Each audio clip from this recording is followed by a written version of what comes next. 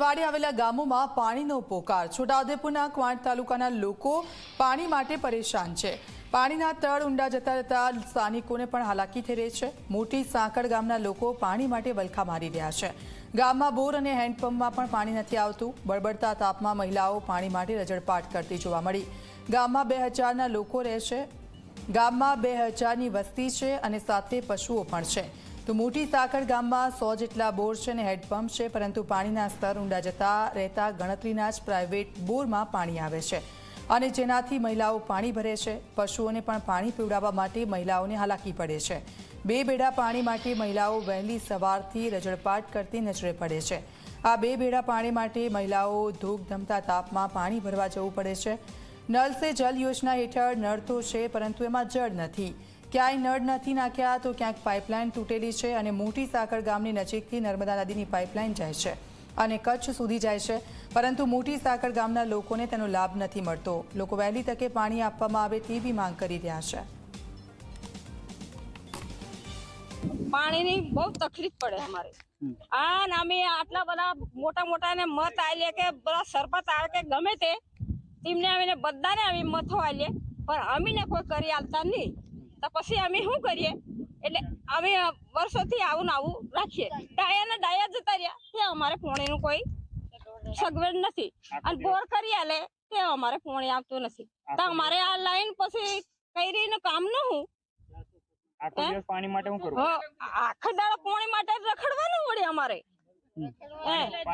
પાણી ભરવા આ રોડની પેલી સાઈડ આજુ પાણી લેવા જવાનું સાધન આવે, એક પછી એક આવે। આપણે ભેડું માથે ને વળવા જઈએ કે દેખવા જઈએ ગાડી વાળાને કે જે સાધન આવતું હોય માથે ભેડું ને આપણે કઈ રીતના દેખવા જઈએ, એટલે સાધન નથી અમુક હેરાન થી અને પાણી તો આવતું નહીં, નરમદાનું ની કોઈ નહીં આવતું।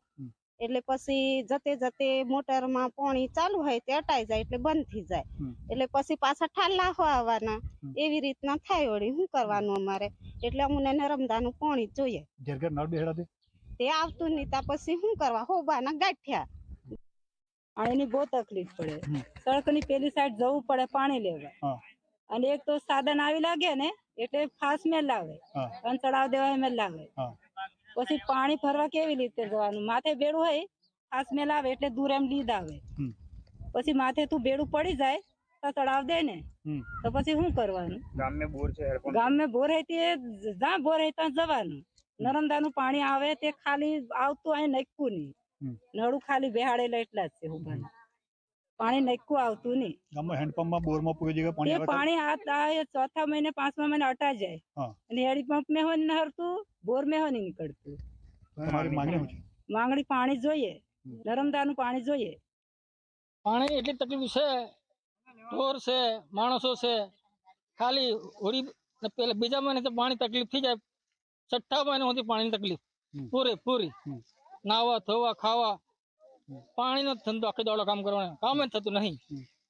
લોકો હેરાન થઈ જાય, બેરે હેરાન થઈ જાય। મહિલાઓ કઈ પાણી ભરવા એ રોડ કૂદીને જાય સાહેબ, તેઓ કઈ વારા ફરતી ટોળા હોય બધાના, પડી પડે એટલી હેરાનગતિ છે। હેન્ડપંપ આવે 250, 250 કરીને જતા રહે, એમાં એક કેમ પાણી આવ્યું નહીં। આ ચાલ હમણાં જ કર્યા 10 દાડા અંદર કર્યા બોરું, એ કેમ પાણી નહીં આવ્યું? છોટાઉદેપુર જિલ્લામાં ઉનાળાની શરૂઆત થતાં જ પાણી માટે પોકાર ઉઠે છે, ત્યારે જી 24 કલાકની ટીમ હાલ પહોંચી છે મોટી સાંકળ ગામ ખાતે। મોટી સાંકળ ગામની આ મહિલાઓ છે જે 2 બેડા પાણી માટે રજળપાટ કરતી નજરે પડી રહી છે। હાલ તો ગામની અંદર એક જે પ્રાઇવેટ બોર છે તે પ્રાઇવેટ બોરની અંદર થોડું ઘણી જે પાણી આવે છે તે પાણી ભરવા મહિલાઓના ટોળા ઉમટી પડ્યા છે। ત્યારે મહત્વની વાત એ છે કે અહીંયા નળ સે જલ યોજના પણ છે અને 100થી વધુ જે બોર બનાવવામાં આવ્યા છે, પણ બોરની અંદર પાણી અટાઈ જતા મહિલાઓને રજળપાટ કરવાનો વારો આવ્યો છે। જ્યારે જે નળ સે જલ યોજના જે બનાવવામાં આવી છે તેના જે નળો છે તે નળો પણ પાણી આવતા પહેલા જ તૂટી ગયા છે અને જે નળ સે જલ યોજના છે તે અહીંયા ફેલ સાબિત થઈ રહી છે। હકીમ ઘડિયાલી, જી 24 કલાક, છોટાઉદેપુર।